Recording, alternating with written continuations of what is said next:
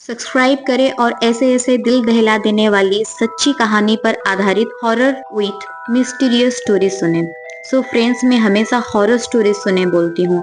आज मैंने mysterious story सुनने बोली हूँ क्योंकि ये जो कहानी है बहुत ही मिस्टीरियस होने वाला है, उसके साथ साथ हॉरर भी। So hello hi friends, I am Sangeeta. Welcome to my channel dark reality with SN में। तो फ्रेंड्स, आज की ये स्टोरी हॉरर कम मिस्टीरियस मर्डर स्टोरी ज्यादा लगेगा।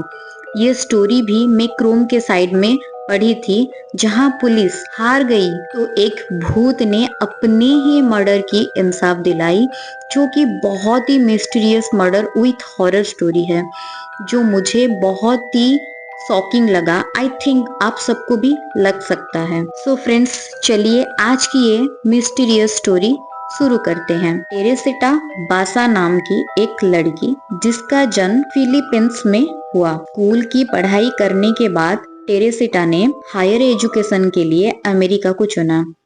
टेरेसिटा के मम्मी पापा भी उन्हें जाने की परमिशन दे देते हैं।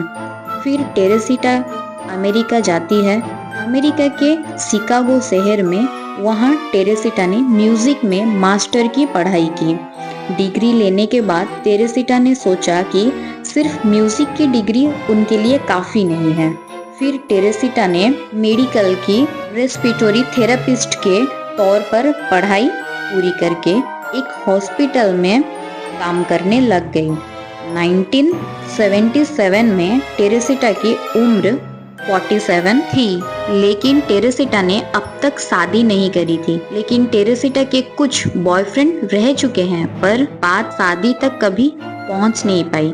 फिर भी वो अकेले अपनी लाइफ को एंजॉय करती थी और वो अपनी सिंगल लाइफ से काफी ज्यादा खुश थी। बात है 21 फरवरी 1977 की। शाम को करीबन 7:30 बजे टेरेसिटा ने अपने एक दोस्त रुथ रॉय को फोन किया और बात करते करते उसने बताया है कि उसके घर एक गेस्ट आने वाला है। ऐसे बोलकर उसने फोन काट दिया। इसके करीब 1 घंटे बाद 8:30 बजे टेरेसिटा के अपार्टमेंट से धुआं निकलता हुआ दिखाई दिया। पड़ोसियों ने जब ये सब देखा तो तुरंत ही इस बारे में सिक्योरिटी गार्ड को बताया, जिसके बाद फायर ब्रिगेड को सूचना दी गई। मौके पर पहुंचकर फायर ब्रिगेड ने गाड़ी घुसाई तो देखा कि वहां आग लगी है। तुरंत आग पर काबू पाया गया। इस दौरान उन्होंने ड्राइंग रूम में देखा कि कारपेट पर एक लड़की मृत पड़ी हुई है, जिसके शरीर पर कोई भी कपड़ा नहीं है और आधा शरीर उसका जल भी चुका है। देखते ही साफ हो गया कि मामला हत्या का है। फिर तुरंत पुलिस को कॉल किया गया। फिर पुलिस सबको कब्जे में लेकर पोस्टमार्टम के लिए भेज दिया। पुलिस को तब लगा कि शायद किसी ने टेरेसिटा की हत्या कर उसे जलाने की कोशिश की है, जिससे आग पूरी घर में फैल गई। फिर जब पोस्टमार्टम की रिपोर्ट आई तो पता चला कि उसके साथ रेप नहीं हुआ है, बस उसकी सीधे हत्या कर दी गई है। पुलिस ने जांच शुरू की।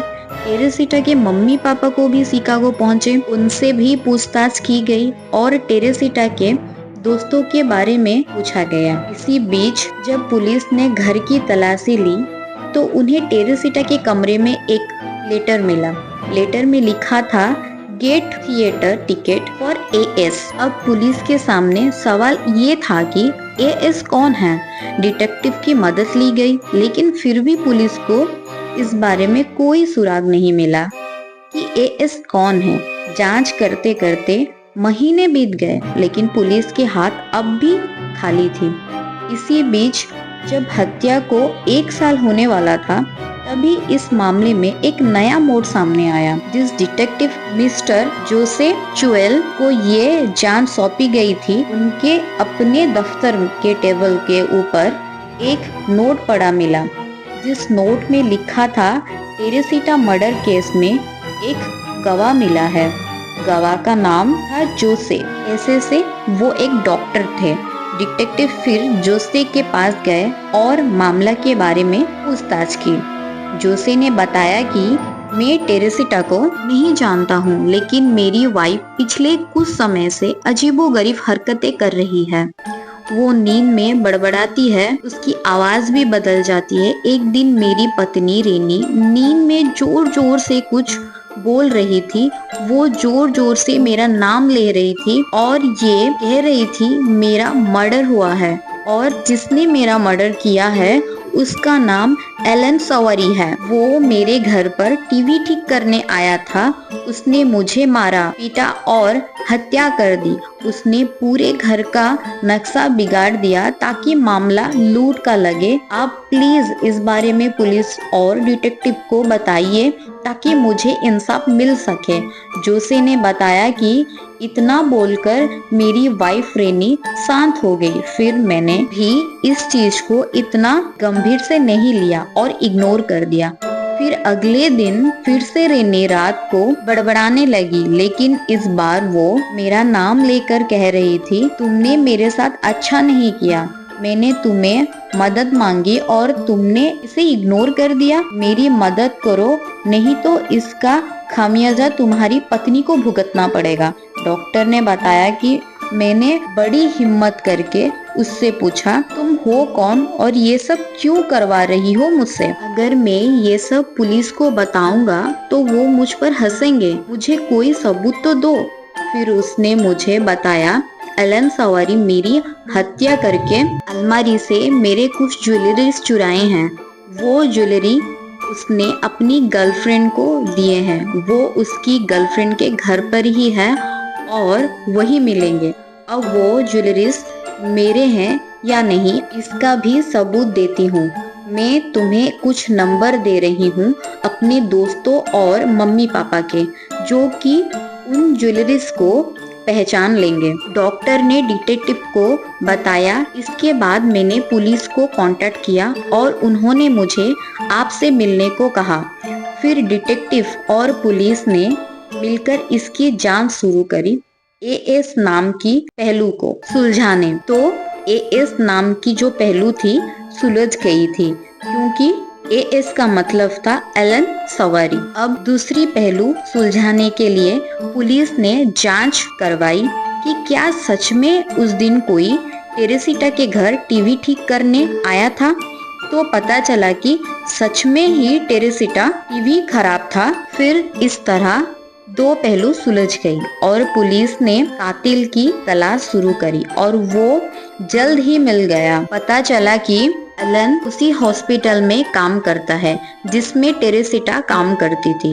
फिर पुलिस ने एलन से पूछताछ शुरू करी और उसकी गर्लफ्रेंड का पता पूछा और एलन के गर्लफ्रेंड के घर गए। उसके बाद एलन की गर्लफ्रेंड को पूछा गया कि क्या एलन ने तुम्हें कोई गिफ्ट दिया है। उसके बाद उसकी गर्लफ्रेंड ने हाँ कहकर गिफ्ट दिखाया। फिर पुलिस ने ज्वेलरीज को पहचान करने के लिए टेरेसिटा के मम्मी पापा और दोस्तों को बुलाया।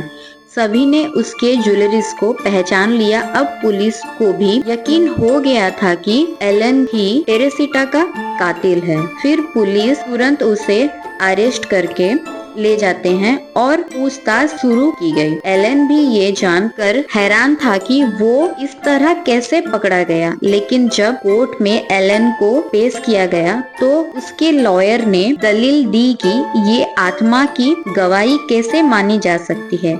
एलन ने बस वहाँ चोरी की है लेकिन मर्डर नहीं। अब इसे लेकर पुलिस के पास भी कोई सबूत नहीं था, इसलिए पुलिस को मजबूरन एलन को छोड़ना पड़ा।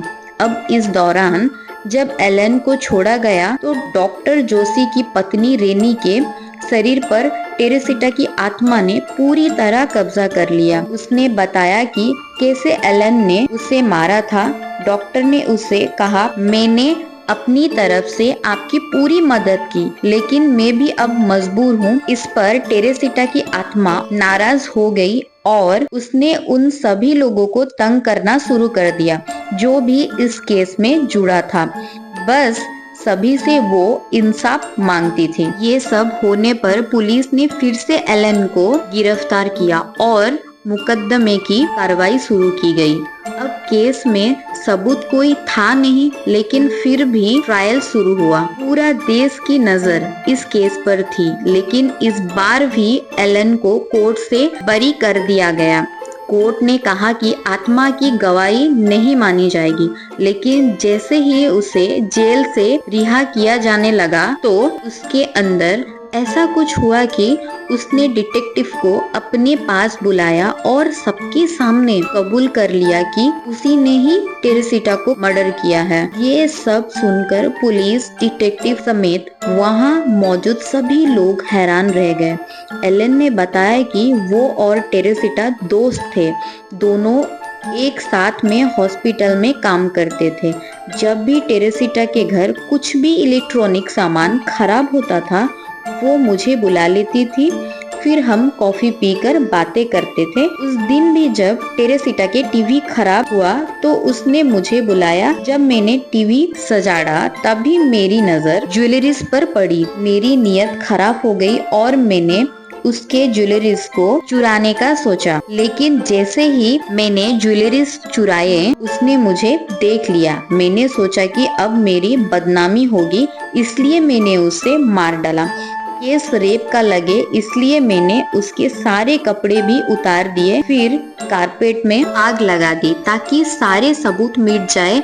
एलन का गुनाह कबूल करते ही कोर्ट ने फिर से ट्रायल शुरू हुआ और कोर्ट में उसे 20 साल की कैद की सजा सुनाई। फ्रेंड्स, 20 साल का सजा, वो भी एक मासूम लड़की को मार के। ये सही था क्योंकि उस लड़की का कुछ भूल भी नहीं था, बस उसका टीवी खराब था। हर बार की तरह इस बार भी वो अपने दोस्त को बुलाई थी ठीक करने के लिए। अगर वो ज्वेलरीज चुरा भी लिया, अगर उस टेरेसिटा ने देख भी लिया, इतनी कोई बड़ी आफत नहीं आ गई थी जिस वजह से बदनामी, सिर्फ बदनामी की वजह से एक का जान लिया जाए। ये तो सही नहीं है आई थिंक।